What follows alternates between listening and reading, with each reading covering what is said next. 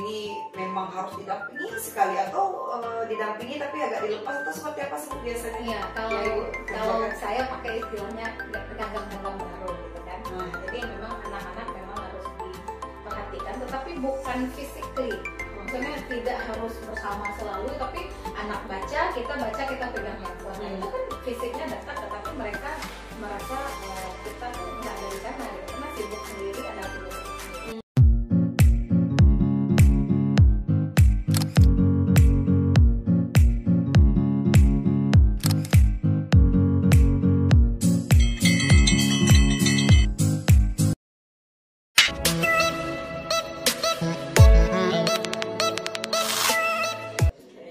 Assalamualaikum warahmatullahi wabarakatuh.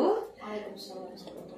Pemirsa MTC 1 Padang TV, bertemu lagi dengan saya Febraningsih dalam program kesayangan kita yaitu Omat Ota Madrasah. Nah, hari ini pemirsa kita akan melanjutkan bincang-bincang kita dalam sesi bincang-bincang inspiratif tentunya bersama narasumber kita ini. Hari ini narasumber kita ini adalah seorang perempuan yang inspiratif. Melalui kisah-kisah beliau nanti kita akan belajar banyak bagaimana struggle beliau dan juga bagaimana beliau mementingkan pendidikan anak, tetap memprioritaskan pendidikan anak di sela-sela kegiatan beliau yang juga padat tentunya. Nah, bersama kami telah hadir Ibu Dr. Nova Silia SPT MM, yaitu Ibu ini adalah Ketua DWP MTC 1 Kota Padang. Selamat pagi, Assalamualaikum warahmatullahi wabarakatuh Ibu. Waalaikumsalam warahmatullahi wabarakatuh. Pagi Ibu ini. Ya, hari ini sehat Bu? Bagaimana? Alhamdulillah. Nah, hari ini Ibu Nova telah hadir bersama kita di studio Humas MTC 1 Kota Padang. Memang hari ini kita ada agenda juga ya Bu ya. Nah, hari ini kita Bu akan bercerita tentang soal anak ini Bu. Sebelumnya mungkin pemirsa perlu tahu, Ibu sudah punya anakkah? Berapa orang dan siapa Bu kalau boleh di-spill namanya? Oke, baik. Alhamdulillah saya dikaruniai 2 orang anak ya. Anak yang pertama itu laki-laki, sekarang kelas 7 SMP. Kemudian yang kedua perempuan, kelas 4 SD. Kelas 4 SD. Ya, jadi sepasang. Sepasang ya. Lengkap Bu ya, berarti mencoba mendidik anak perempuan dan laki-laki ya Bu ya. Nah, Ibu Nova ini pemirsa juga sudah selesai pendidikan beliau di S3, telah mempunyai gelar doktor hari ini ya Bu ya. Dan boleh cerita sedikit Bu, Ibu ketiga kampus ini di mana Bu kuliahnya? Apakah di Padang semua atau ada yang di luar Bu? Kalau untuk S1 saya di Sosial Ekonomi Peternakan Universitas Andalas Padang. Kemudian lanjut S2 di Program Manajemen dan Bisnis Institut Pertanian Bogor. Ya. Itu stressingnya di MM, Magister Manajemen. Kemudian S3 kembali lagi ke Universitas Andalas, program studinya Ilmu Pertanian, Pemusatan Pemasaran Pertanian. Baik. Nah, ini bukan ada 3 pendidikan ya Bu, S1, S2, S3-nya. Kalau boleh tahu Bu, Ibu dulu punya anak itu di usia berapa dan apakah waktu itu sedang menempuh pendidikan atau seperti apa Bu? Saya S1 dan S2 itu masih single. Oke, belum menikah waktu itu Bu ya? Jadi begitu selesai S1 itu langsung menyambung S2. Setelah selesai S2, saya selesai S2 itu Juni 2008. Dan alhamdulillah di November itu sekitar November Oktober itu tes CPNS. Alhamdulillah Desember udah keluar SK pengangkatan Desember 2008. Jadi langsung tidak terlalu lama waktu main-mainnya, langsung bekerja. Kemudian 2009 menikah. Dan 2015 baru S3. Baru S3. Berapa lama Bu berentang dari awal pengangkatan sampai sekarang menjadi dosen Ibu? Udah hampir 15 tahun ya. 15 tahun. Nah, Di Universitas Andalas dari awal? Saya penerimaan waktu itu masih di Universitas Andalas, cuman memang penempatan untuk di Politeknik Pertanian Negeri Payakumbuh. Oke, berarti dinasnya di Payakumbuh ya? Dinasnya memang di Payakumbuh. Baik, pemirsa seperti yang kita tahu, Ibu Nova ini adalah kan istri dari Kepala MTC 1 Kota Padang. Nah, pasti Bu ada cerita begitu ya Bu ya, selama mendampingi Bapak Isrizal yang menjabat sebagai Kepala Madrasah. Seperti apa Bu keseharian yang Ibu jalani? Ibu kan juga bekerja, Bapak juga bekerja. Seperti apa Bu? Kalau menurut saya artinya jalani semuanya sebaik-baik mungkin dan ikhlas. Ya, kuncinya cuma itu, sebaik-baik, berikan yang terbaik dan ikhlas. memang harus, kalau menurut saya sebagai ketika kita memutuskan untuk menikah, akan ada peran baru, ada status baru, dan itu akan juga ada ikutannya, tugas dan kewajiban yang baru dan tanggung jawab yang baru. Nah memang biasanya kalau waktu masih gadis kita kan hanya mempertimbangkan kita dan keluarga kita gitu ya. Nah, tapi begitu setelah menikah akan banyak hal-hal yang kita pertimbangkan, suami, keluarga suami, anak-anak seperti itu.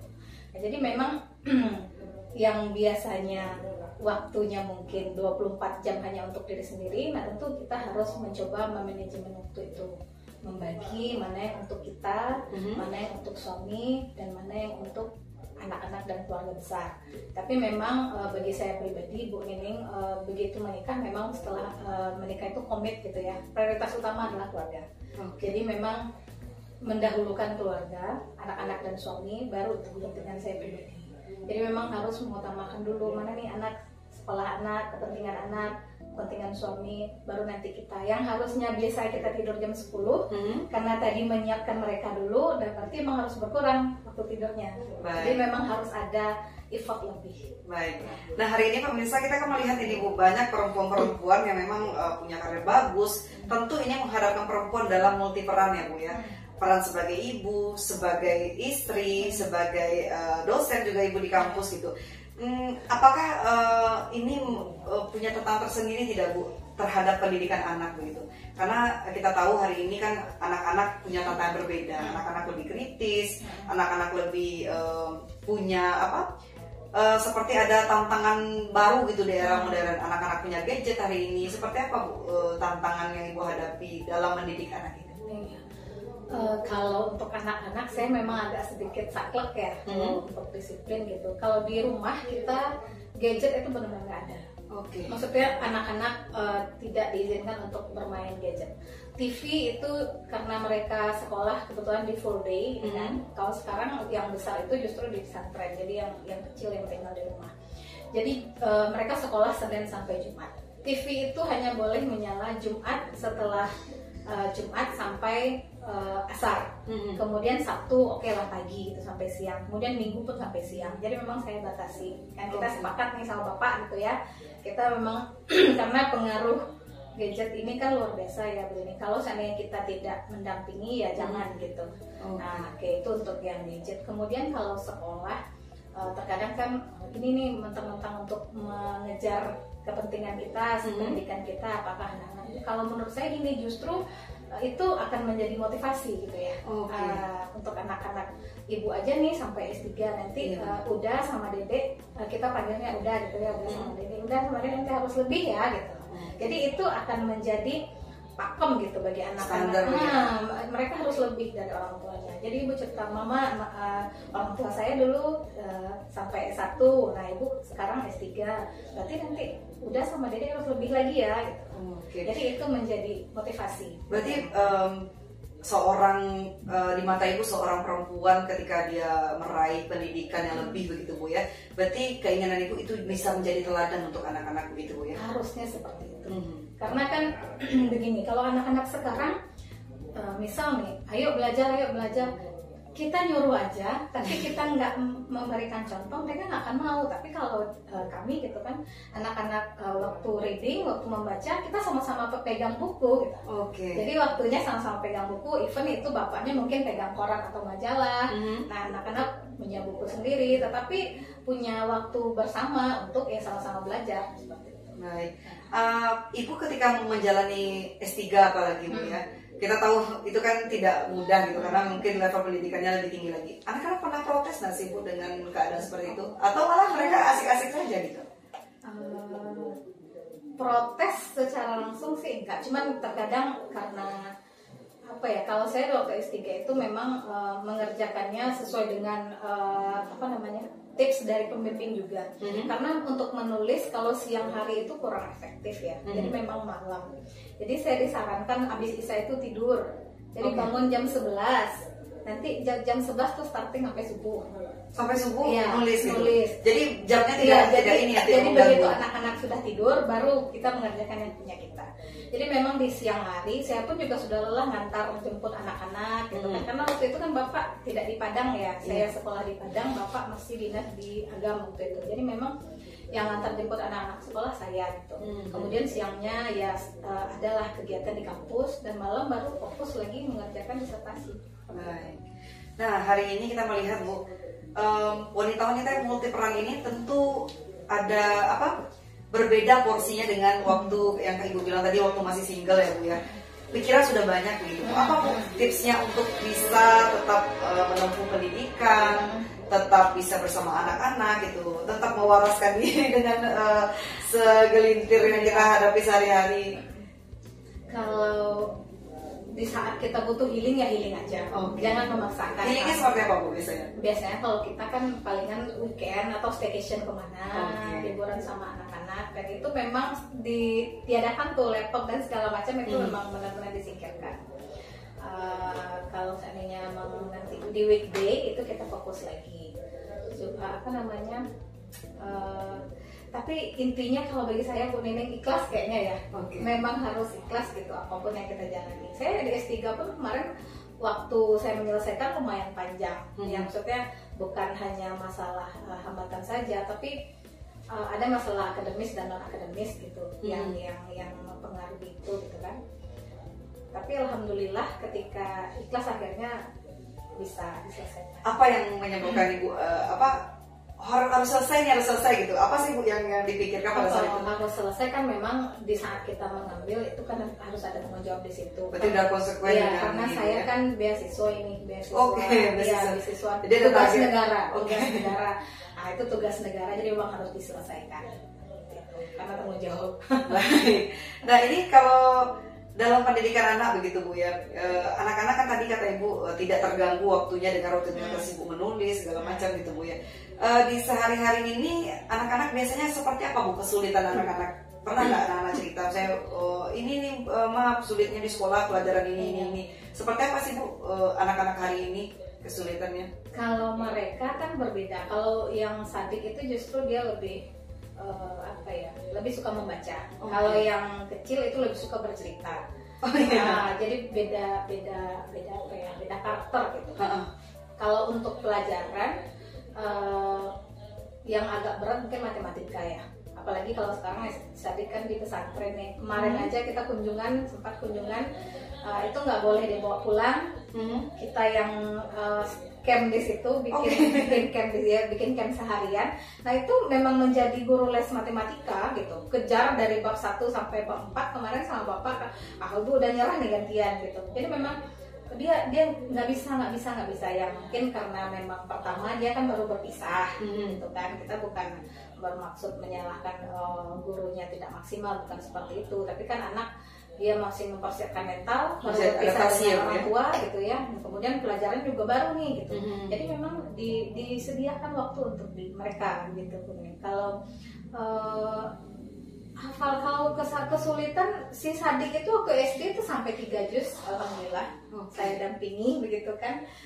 Artinya dia bisa saya selesaikan pendidikan saya. Anak-anak pun dia emang dari awal pengen di pesantren A gitu, dia emang pengen di sana, nggak mau yang lain. Alhamdulillah dapat gitu kan, dengan ya alhamdulillah berkat doa juga mungkin dan usaha dia sendiri gitu. Alhamdulillah kalau saya kan hanya mendampingi, alhamdulillah sih sejauh ini. Nah, tentang mendampingi ini Bu, penting nggak sih Bu anak ini memang harus didampingi sekali atau didampingi tapi agak dilepas, atau seperti apa sih Bu biasanya? Ya kalau saya pakai istilahnya genggam-genggam baru gitu kan. Nah, jadi memang anak-anak memang harus diperhatikan, tetapi bukan physically. Maksudnya tidak harus bersama selalu, tapi anak baca, kita pegang handphone. Nah itu kan fisiknya dekat, tetapi mereka merasa kita tuh nggak ada di sana gitu, karena sibuk sendiri, anak juga sibuk sendiri.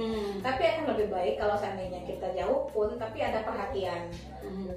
Dan terkadang yang saya yakini ketika sesuatu kita keluarkan dari hati kan itu juga akan nyampe ke hati. Saya ini Bu tertarik dengan statement barusan, bukan hanya fisik begitu. Iya. Berarti anak tidak hanya butuh kehadiran kita secara fisik saja Bu ya, tapi juga kehadiran kita secara rohaninya gitu, psikisnya kita ini. Mereka merasa awal-awal kan tadi waktu masuk pesantren kan pasti ada perasaan merasa dijauhkan, iya, benar, gitu. Tetapi dengan kita berupaya, begitu dia mau, bukan bermaksud memenuhi semua yang dia inginkan, enggak. Tapi begitu ada jadwal kunjungan ya kita datang dari awal sampai akhir. Itu kan menunjukkan kasih sayang kita ke mereka. Jadi tidak kemudian pas di kunjungan itu ya benar-benar kita menginikan dia, memperhatikan dia gitu. Jangan seperti tadi yang saya contohkan, kita dekat nih, anak-anak sibuk sendiri, kita sibuk sendiri, nah itu kan sayang sekali.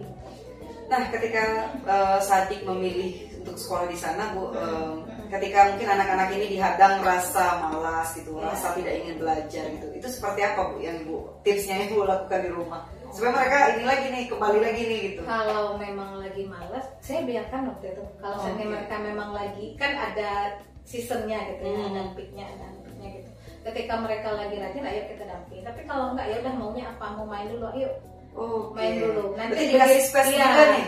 Untuk berikan waktu, ya pasti ada jenuh, titik jenuh pasti ada ya, kita pun kayak gitu kan. Jadi begitu mereka sampai di titik jenuh, ya udah kalau mau main ya udah main dulu nih. Tapi nanti setelah ini mereka udah healing gitu, udah ini lagi, balik lagi.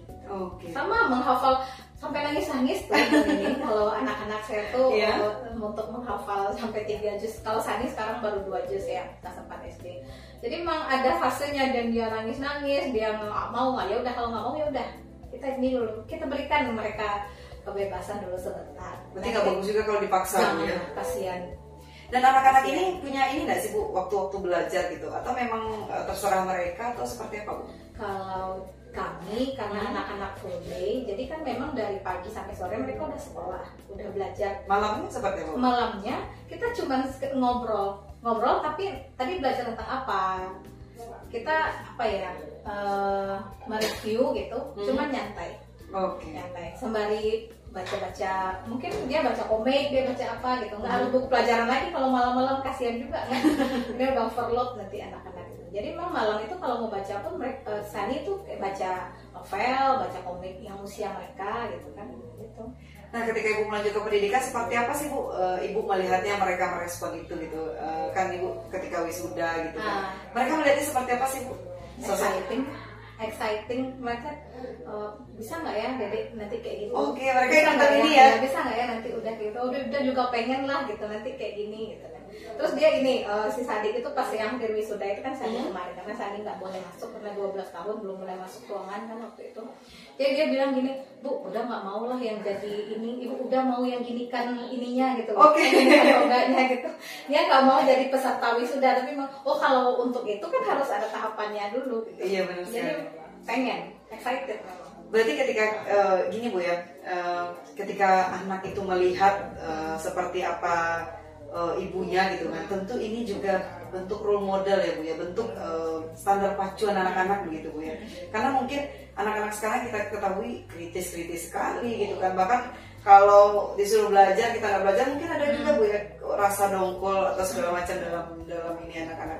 Nah, apa nih Bu tipsnya sebagai closing statement kita untuk para orang tua yang mungkin hari ini kesulitan mengatasi anak-anak di era digital, serba gadget, anak-anak jadi introvert juga kadang-kadang gara-gara itu jadi antisosial, apa Bu tipsnya yang bisa dibagikan kepada orang tua yang menonton?